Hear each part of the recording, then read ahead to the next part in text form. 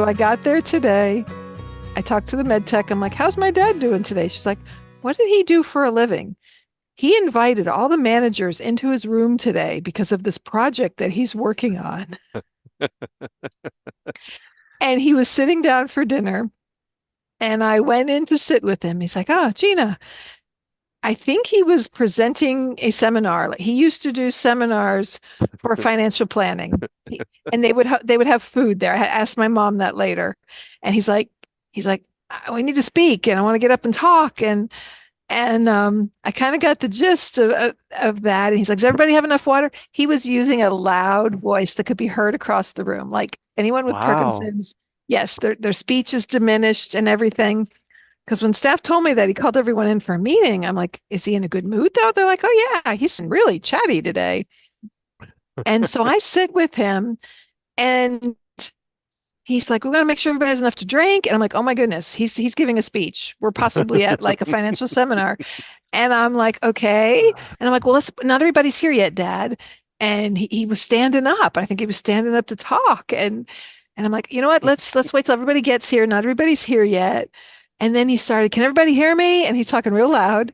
And he's like, does everybody have enough to drink? And don't know if you like the food. We can change that if we need to. And Wow. Back in time.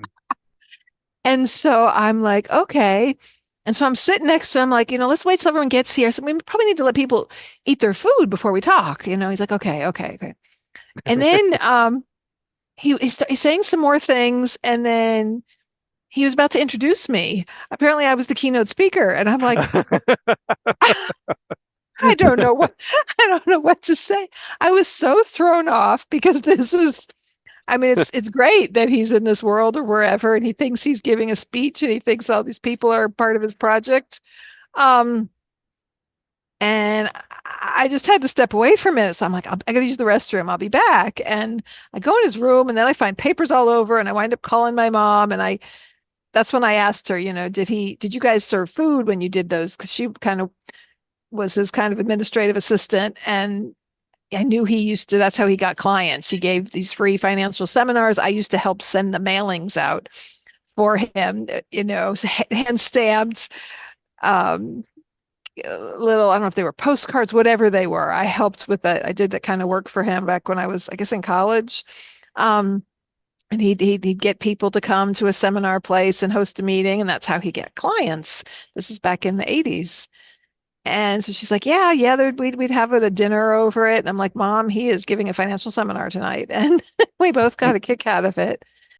Hello, this is Don with Focused Healthy Family, and this is podcast number 125. And today we're talking about dementia and creativity. And I'm doing this a solo intro here because right now life for us is very, very hectic, a little chaotic, and busy because we are in the midst of what we do in helping others. We are in the midst of ourselves, and that is caring for an aging loved one. With Gina having to take care of or work with her father, who is now in a memory care facility, and all the things that go on with that transition into that kind of place. And so life is quite busy. Uh, and so what I wanted to share today in this podcast is I'm going to share, we do a segment together called Ask the OT, and we did one last night. And the experience that Gina had with her father that day was very unusual, but really cool at the same time. And so I thought for the podcast today, I would share with you the Ask the OT episode that we went through last night because it had a lot of good information. It had some fun, interesting things that go on. So without any further ado, I'm going to go ahead and let you listen to and watch our Ask the OT. Take care. Well, good evening. Welcome to another episode of Ask the OT. I'm Donald Grodoff with Focused Healthy Family, and soon we'll be joined, I believe, by Gina. But each episode, you have the opportunity to ask questions of Gina Grodoff, who is an occupational therapist um, with over 30 years of experience. And she's dedicated to caring for the senior population. That's what she's been doing her work in for those 30 years. Um, her knowledge and her compassion, approach make her invaluable resource for anyone navigating this journey of taking care of a loved one. And tonight we live this. So um, when you see this and you're watching it, know that besides the fact that Gina is a professional, that is an occupational therapist who works with patients in this senior population almost every day. And uh, not only does she do that, but she's also a caregiver for her father. And so we are in the midst of this senior population. The sandwich generation is a big part of what people we work with. Sandwich generation are the parents that are sandwiched in between raising kids and at the same time taking care of a senior, aging senior. I actually am outside today. You see, I have a fly that's driving me kind of crazy here, um, because inside is my family life, and we are still wrapping up from dinner, so it's a little noisy inside right now. Even though we have a little studio area we work out of, um, it the life is still going on, and so like I said, we are in the midst of this population. In fact, I'm actually wearing a T-shirt that Gina got from Aldersgate, which is where she works. Has been working there for I think 5 or 6 years, and um, I can read what I don't have a teleprompter, so I can read what I kind of wrote out about this. So whether you're dealing with questions about daily activities, assessing living situations, or understanding family dynamics, Gina is here to help. She's skilled in evaluating not only the current environment of your loved one, but also the future living arrangements. Her goal, to relieve the anxiety, tension, and drama that often is accompany caregiving. Something that we see, like I say, in our personal life and Gina sees every day. What the families, the caregiving families of the senior population go through when it comes to taking care of their aging loved one. It is a scenario that is tough for anybody to deal with because there's so many complexities to it. And so I'll continue on reading. But remember, being a caregiver isn't limited to professionals like nurses or CNAs or hospital staff. And that's one thing we're working on too, is helping people to understand. We get a lot of people that they take care of a parent. They don't really consider themselves a caregiver. It's just something that I do. This is something I have a parent needs my help, can't they can't live on their own, and they're living with us or with me or with whoever it is. That my in-laws are not living with me. My father-in-law is in a memory care unit. Um, but for those that are have a parent living with them, they just think it's kind of an obligation or that it's a family situation. And so they don't really consider themselves as a caregiver and think about the fact of what caregivers go through and the fact that a lot of times caregivers, they really have to take care of themselves. They can be burnt out. They can get sick. And I think there's even statistics and studies out there that have shown that a lot of times the caregiver gets sicker than the person they're caring for. So it's one of these things that we want everybody to understand. If you're in that situation where you have a loved one, a relative, a parent, maybe even a spouse especially, you wouldn't necessarily, if you had, it's part of the bond of marriage is sickness and health. Being there, you say it in your vows. So you think, well, it's just part of what I have to do as a spouse. I have to take care of my partner. And they don't really consider themselves as caregivers, and thus they they they become they're giving it out. They're taking care of them and not taking care of themselves. And so it's really important to think about yourself and understand if you're in that situation that you are a caregiver and that there's a lot that has to be taken into consideration for yourself as well as your loved one. A lot of questions. And so that's why, Gina's always felt that it was important to to give to the community. She gives in so many ways. That's the the tough part about it. She caregives at work for her patients that she deals with as an occupational therapist, helping them. Occupational therapists are ones um, that help people back into daily living. That's, physical therapist works more with the body and physical activities.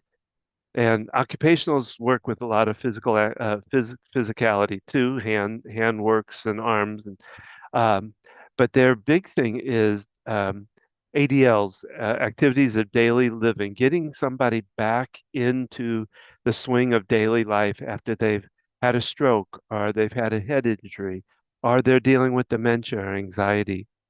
And she's been doing it for 30 years. So like I said on here, being a caregiver is more than just being a professional caregiver. It's a personal thing too, and we have to take care of ourselves in that place. Anyone who plays a role in caring for an aging parent, elderly relative, a friend, a spouse. Gina understands the emotional and physical challenges you face and is here to support you every step of the way.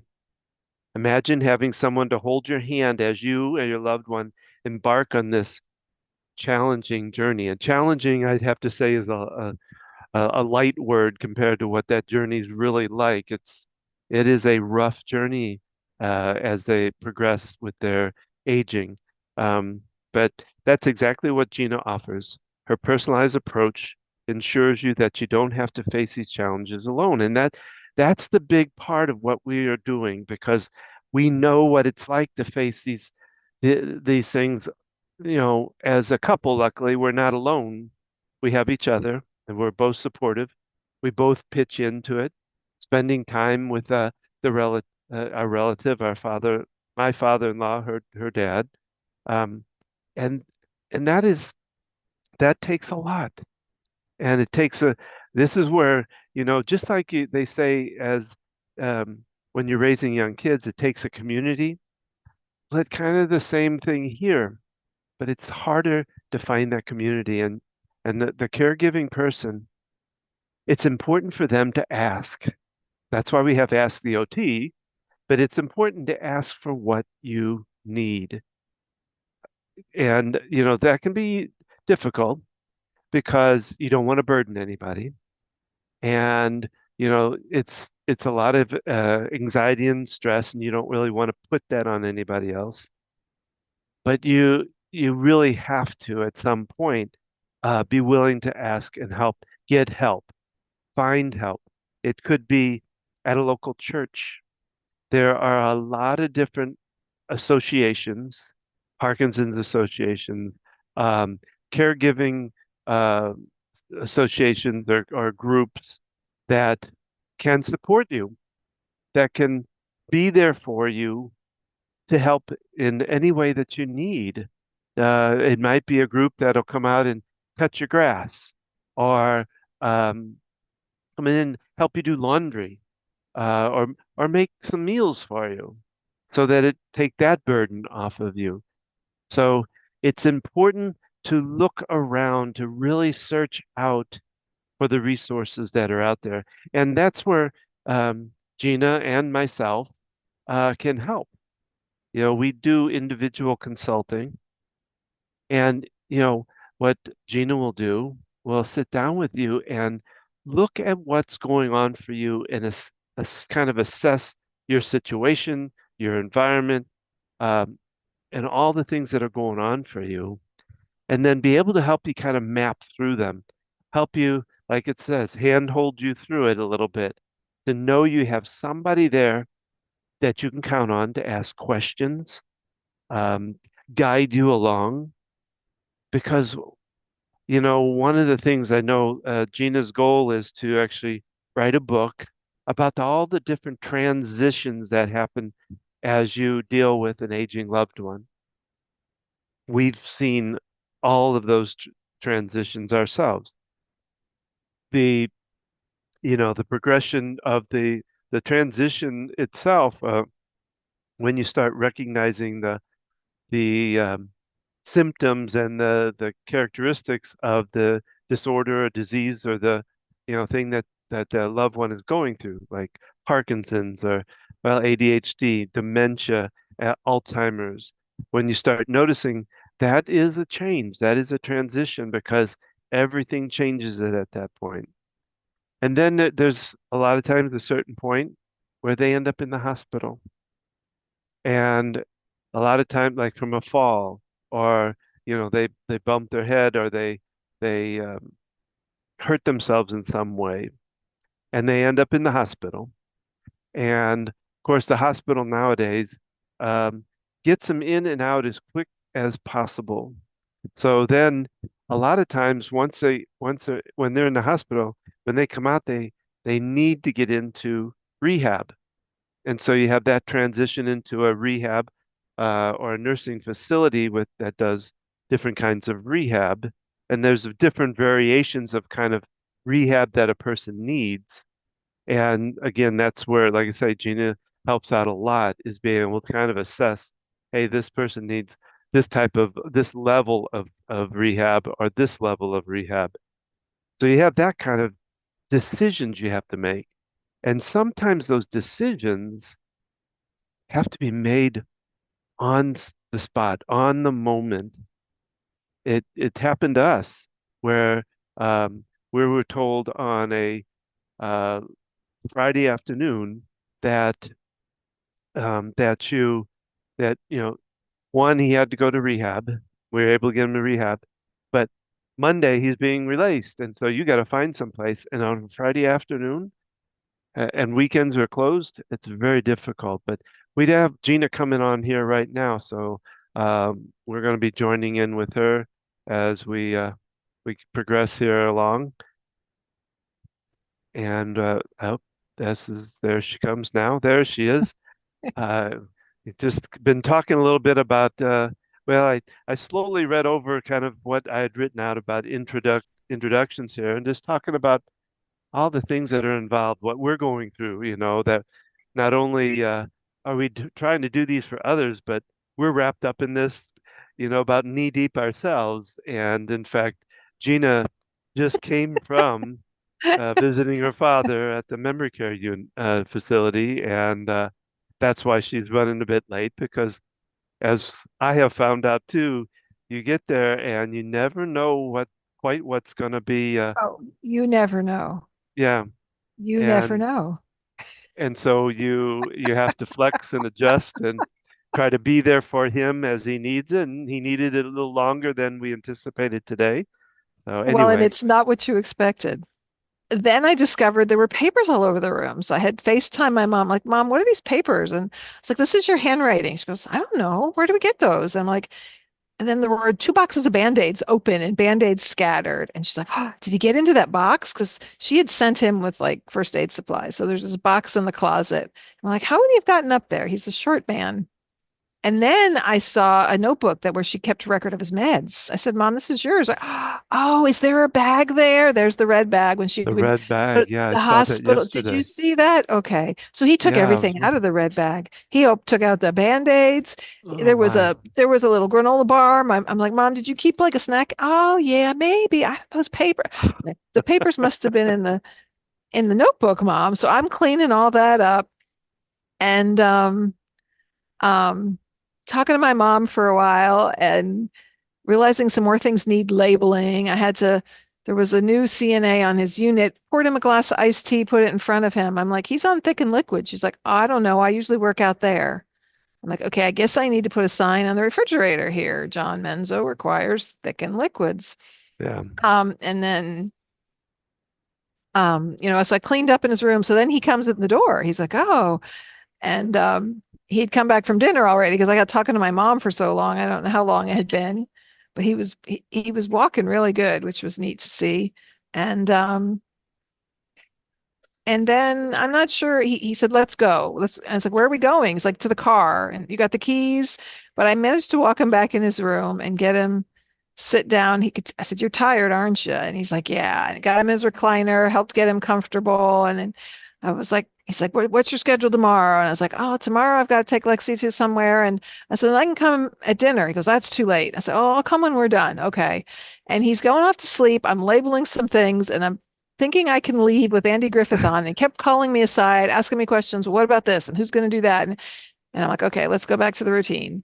They're going to give you your medicines in about an hour. And after that, they're going to help you get ready for bed. Who's going to do that? And it's like, well, I recognize Mary on the hall. I'm like, Mary's going to give you your medicine. And they're, so I had to kind of go back to those kinds of things because it is important to reroute him into what's going to happen and not just say, not make up things, right? Um, and I said, I'll come see you tomorrow. And it took a couple back and forth. And then I'm like, oh, his chair, he's not comfortable in his chair. Like he can't quite communicate what he needs. And I'm like, okay, let me fix this pillow. So I did all that. I got him situated. Andy Griffith was on. I gave him a hug, said, I'll see you later. And I got out the door. And Well, that I must. I probably pointed that bag out by accident, I guess, yesterday because I was oh, down doing something. I can't remember. Was I putting his shoes on or I'll be something? right back. Oh, all right. So it's back to me. Um, so you see our adventures. You see what we go through, and I now that's we're not alone in this, and there are it's getting more and more that dementia, even Parkinson's, is getting to be more and more. So, but yeah, you can see we're in this every day and going through these fun adventures at times. This was a good day. It's one of those good days and not so good days that you have as you go through this challenging journey. Yeah, Um, it's I don't know where you took off. I was supposed to the plan was to visit with him, go out, get some dinner for myself, have some writing time, come on, do this call. And of course I didn't get here till after 7. And so just went to pick my food up at the counter. Um, that's fine. We're actually so doing pretty good here. I'm realizing the importance of having these signs. My mom sent fruit with him, put him in a cooler bag, and it's just sitting in the cooler bag. Yeah, I And was wondering about that. she's like, "Oh, they're not feeding him his fruit." And like, you have to tell people there's fruit here for him. And I'm like, Mom, he can't see very well. If he's sitting in the chair, I don't think he has very much peripheral vision at all.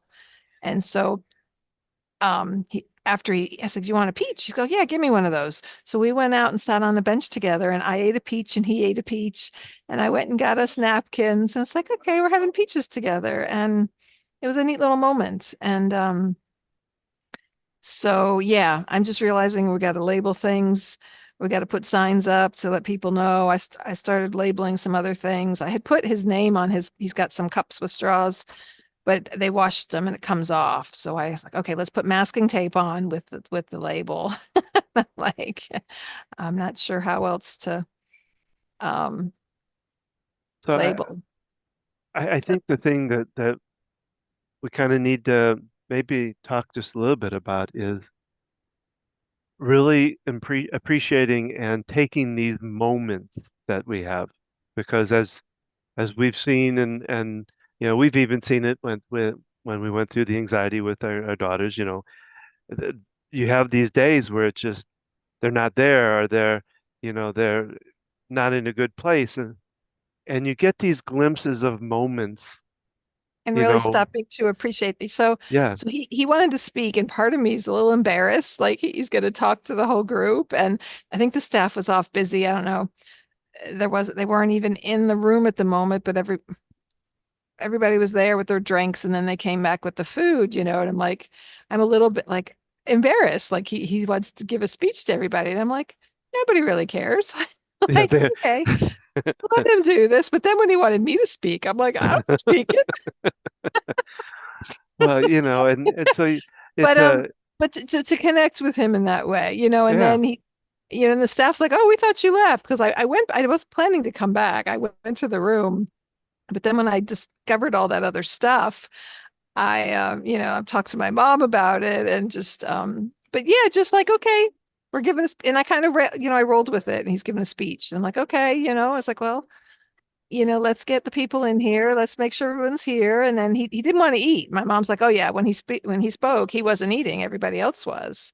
yeah. So, and he's like, how's the food, everybody? And if it's not good, we can change it. And he said, and I said, and he's standing up, and I'm like, let's sit down. Let me try the food and just see what we think of it. So I was like, I had to convince him to sit down at the table. I was like, here, because he's moving good today. He was walking around without his walker. So I'm like, I had to like, okay, let's sit down, let's have a seat. And, I had to, let's try the food, see what it's like, and I started a conversation with the other guy at the table and trying to engage, him in this conversation. The guy's talking about motorcycles, but my dad was still He prepping for was his speech. he was focused on that, I was that. trying to kind of shift things a little bit, but I was like, whoa, he's really steadfast because he ate a little bit and then he was back to, okay, we're going to talk. And I'm not sure where we were going with it, but Well, it but was, it's all about the, like I say, it's about, to me, it's about taking these moments and really enjoying them, appreciating yeah, them, and letting them yes, happen versus, yes, you know, yes.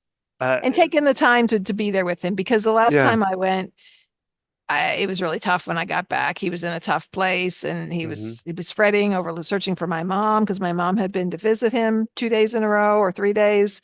And she's, an hour and a half away trying to get the house ready to sell. And so then they told me when I came in that day, he was pacing the halls looking for Ellen. Yeah. Well, he And had he had he had seen a lot of her over those couple of, and more than he had been for a while. So, well, yeah, and it's just the change in routine and just, so I didn't know what I was going to expect when I got there. I'm like, okay. They're like, he's very chatty today. And I'm like, he called us all together for a meeting about his project. And, they went with it and stuff. And I was worried that he was the project and it was that he had to get things straight for himself. But no, and it no, was nice to know he was in this other happy place of probably, I'm guessing it was a financial seminar. He never quite well, got to the meat of the material, but and for the loved ones or the family caregivers that come in to not necessarily, I mean, unless they're doing something that could hurt them, well, but it's a balancing act. yeah, to let It it still happen, and not want to shut um it down. And that, I think, myself, I might have been one to go, oh, John, we don't want to do that kind of thing, and that wouldn't have been I don't think would have been a good thing. and so it's a balancing act of, okay, he's given a seminar. Okay, how can we still, okay, let's make sure you eat first, playing along with it. And then when it was time for me to go, though, I didn't want to get in a habit of saying, I'll be right back, or just give me a minute. It's like, okay, I had to set him up for success that night. Okay, Dad, they're going to bring your medicine, then they're going to help you get ready for bed, and asking the questions. Are you tired? Right? Because he was antsy and fidgety, and I wasn't sure what was going on. And as soon as I said, "Are you tired?" He's like, "Very." I was like, "Okay," because sometimes I can't tell if he needs to move or his back is hurting. And then it's kind of sticking to this routine I've learned, of telling him they're going to get you, your medicine comes about 7, and then they help you get ready for bed. And so, when I come to visit him in the evening, and that's something I need to let you know, Don, when you visit him, and to have that routine with him is okay, after dinner, medicine's about 7. We put Andy Griffith on. He's on TV Land. And they're going to get your medicine and then they help you get to bed. And then I exit while Andy Griffith is on. So that's probably having some routines like that, having a little bit of, routine. It's helpful to all of us, right? It helps kids to get Hmm. in a schedule and it really helps people with dementia to know what to expect and Hmm. to know what's going on. And so I'm just realizing, okay, how can I help incorporate that for him? And I'm also learning I've got to empower other people and I've got to teach others, and not feel like I have to take it on myself and do all of it and be there all the time and be everything and do everything Yeah. for him. I was thinking about that at work today as I was at work for my 4 hours that turned into more like 6. And someone's like, "Oh, you're going home now," because I left at whatever time it was, 1:30 or 2. I'm like, "Yeah, I'm going to take care of my dad now, right?" And a lot of times I wind up helping my dad to the bathroom, and it's like, okay, sure, I can help him, but there's also times when I can say, "Hey, let the staff do that." Yeah. And because he's got to get used to that because I'm not there all the time. And then I can clean up his room or I can work on something else or I could take care of myself for a minute. So setting boundaries and me educating other people, um, and just seeing how important that is because I can easily just step in and want to take care of all of it and Yeah. do all of it. And I'll just get that and I'll just do that. But if I'm always getting his thick and liquid drink and I'm always Yeah. doing all these other things, then they're not going to learn that routine. And you've got your regular people on the hall, but every so often we got someone who's from the other side of the building. And it's very different in regular assisted living versus the memory care unit. And Well, let me yeah. let me take just a moment here because anybody Mm. coming on, I see it looks like we have somebody coming on here. I just want to remind you, you're listening to Ask the OT with Gina Grodoff. Gina is an occupational therapist who works with the senior population, and we're here to answer questions that you might have if you are in the journey of taking care of an aging loved one. That's what we're here doing. And so if you have questions, you can leave them here in the chat at YouTube, the YouTube channel here, or you can email them to me at don@focusedhealthyfamily.com, which is also our website where you can find out more about us and what we do. Gina consults. We both do some work with caregivers and helping them out. Gina can consult with you and help you assess your situation. So again, you're with Ask the OT and with Gina Grodoff. You're rocking. The world Yeah, is no. moving. I came outside because we were still finishing up dinner, and it was kind of noisy in there. So Yeah. I decided to Next come out time you here. need the platform to raise your Yeah, um I know. um It's been a busy day for you and for us too. So yes, it is busy and it's a juggling act, right? And it's learning, okay, we got to take care of ourselves. And it's like after this, I was like, it was almost 7 and I'm like, okay, now what do I do? Like, and I just sat in the car for a minute, like, and for a minute, I'm like, maybe I'll just sit here and do the Ask the OT from the car right here at Terabella. And then I'm like, you know what? I'm really hungry. And I had to make a decision about going home. I'm like, oh, but then I get in the middle of all the home mix. And I'm like, okay, this was my plan. Go get your salad, have some time to yourself, because I've literally been either with taking care of my dad, with the kids, or working almost nonstop for a while. And it's getting to me. I've been exhausted. I sat down to do paperwork at work a couple days ago at 9 in the morning and my eyes started closing. And I'm like, whoa, I'm falling asleep at 9 a.m. And just seeing the toll it takes and realizing, okay, I got to take care of myself and I've got to figure out what the boundaries are, what things can I do, what can I delegate? And because it's easy to just fall into that taking care of everything. And I do have supportive family members. My brother was here and he was great, and yet he's back in Pennsylvania now. My mom's busy trying to get her house ready to sell, and so that's a whole lot on her and just what she's going through with that. And my brother's been helping her. He was in person and now virtually.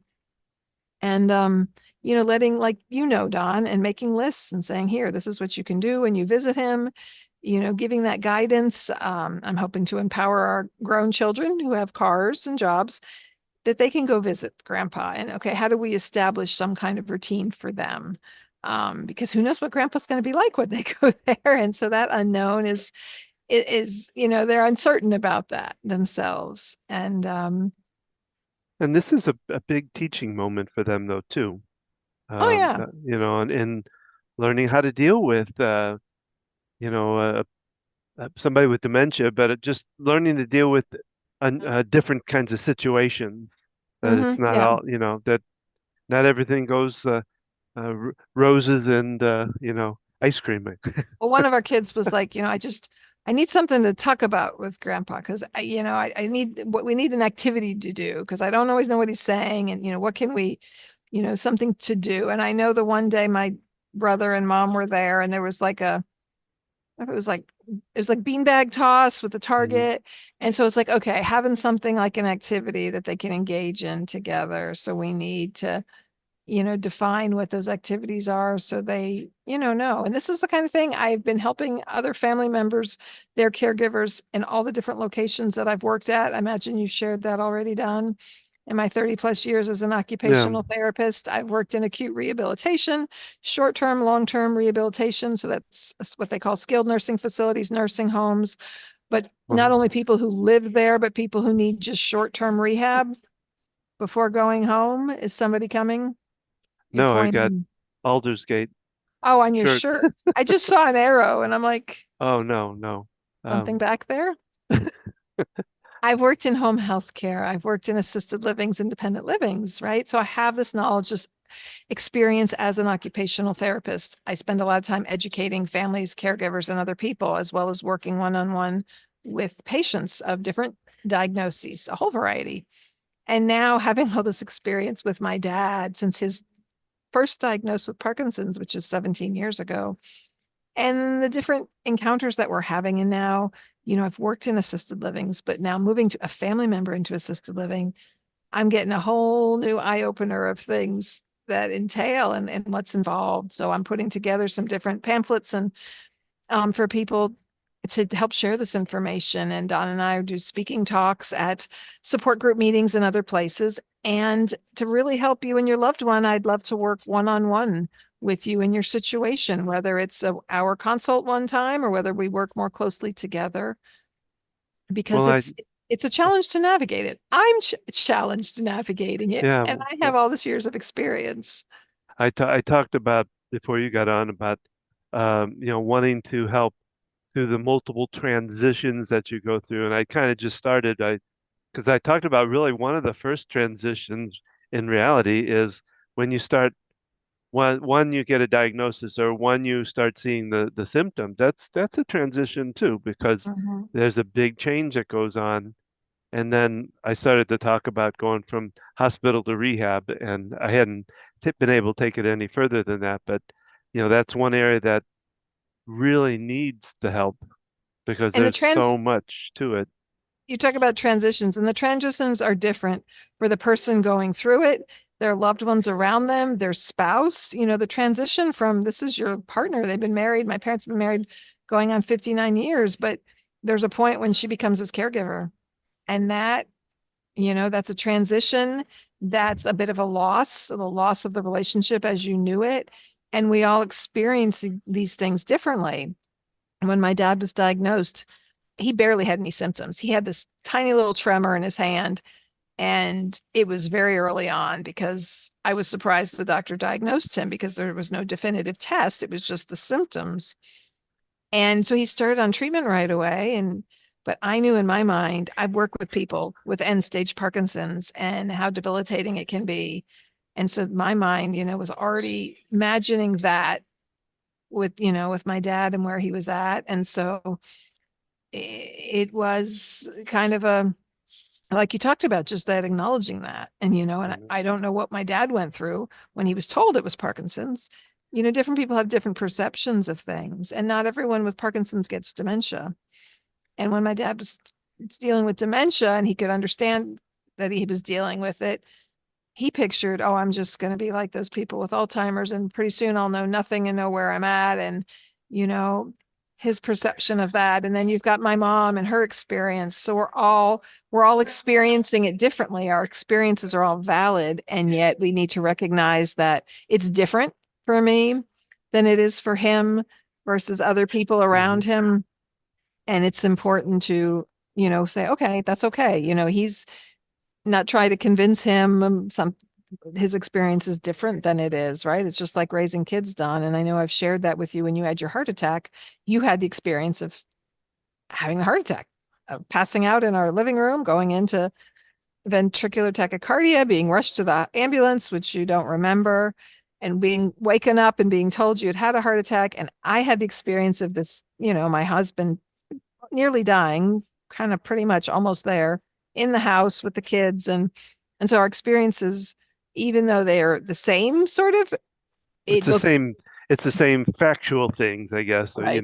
But it was the totally event. different. It was totally different for me. I couldn't understand what it was like for you. And you also really Yeah, didn't have an idea what, it was like on my end. And we've talked and we've shared, but it's kind of that recognizing that and acknowledging yeah, that both of those things are difficult and challenging. It's challenging to have an illness, have a diagnosis, and it's really challenging for the loved ones who are there supporting them, being a caregiver, being advocates, and yeah, we all need support. yeah. I always, feel for your dad because there are those cognitive moments where I think he realizes kind of what's where he's at, what's going on, and to know that this doesn't feel right to him and that he doesn't, well, he tells us he doesn't really want to be there and he's bored, you know. Luckily, I guess for with the dementia that he tends to forget that, Or that he thinks or he's he giving a doesn't. seminar. This is where we Yeah. really hoped that going to, because he used to go to an adult daycare. So he'd go out a couple times a week. It was a center for people with dementia. They had activities going on. They had other people. My dad's a very social guy, and COVID really messed him up cognitively because they had to stop all the activities. And our brain is a muscle like our body. And if you don't use your muscles, if you're in bed for weeks, you get weak. You can't walk well, right? You have problems. If you don't exercise your brain and do those activities, then the dementia gets worse. And that's literally what's happened with him and everyone through COVID. All these seniors who all of a sudden were not allowed to go anywhere and were on lockdown and the activities were cut off. And so he really hoped, and he got to the point with the adult daycare center that he just couldn't go there anymore. His dementia had gotten where, Yeah.